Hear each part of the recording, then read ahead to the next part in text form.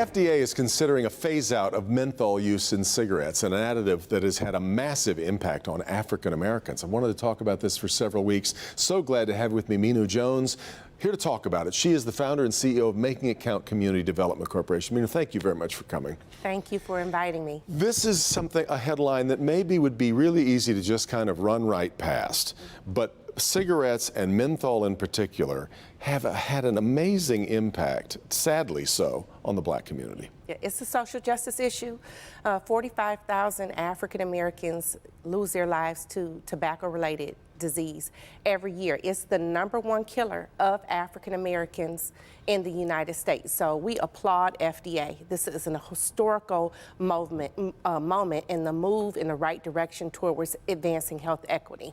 And it's almost like a stereotype or a cliche joke over the years about jokes about cools.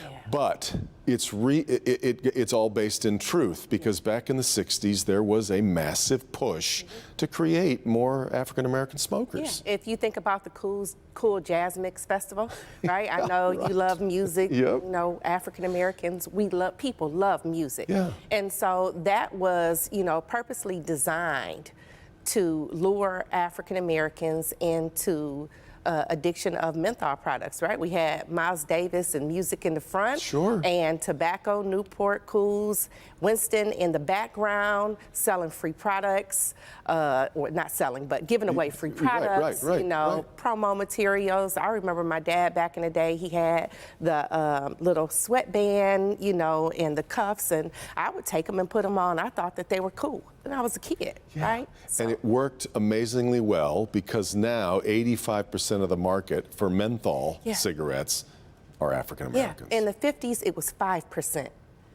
And today it's almost exclusively used by African Americans. That speaks to a pretty effective advertising campaign, doesn't it? It does, it does. Now, it's been interesting, because I think some people think, well, this is a no-brainer. Yeah, let's get rid of that. It's also, by the way, I should also includes sweetened cigar products and things. It's not just menthol, but anything that kind of hides that smoke that can help people understand that it's dangerous.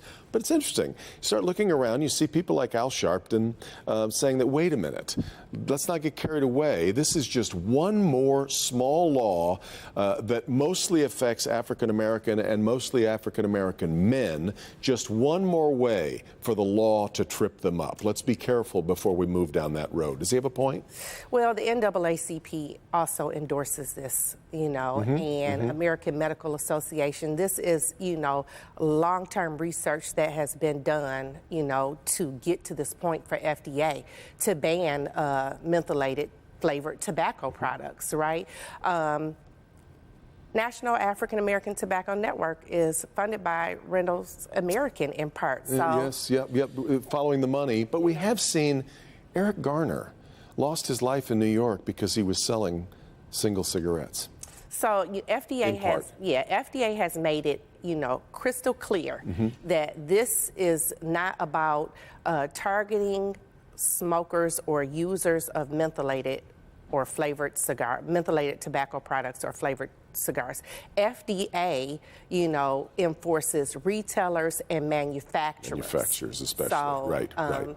Eric Gardner, and all of the other social justice and police brutality issues in the United States. We know racism and police brutality are an issue, but so is menthol. Menthol, to the tobacco companies, they're the #1 killers of African Americans, not the police. You took me back to the idea of giving them away the way they did. That pusher's first hit's always free, right? Yeah, I recently learned that Dave Chappelle, he was given free cigarettes at 9 years old. And goes through them now like a chimney. Yeah. I mean, it's really good to have you here to talk about it. I so appreciate your thoughts on it. Thank you. You bet.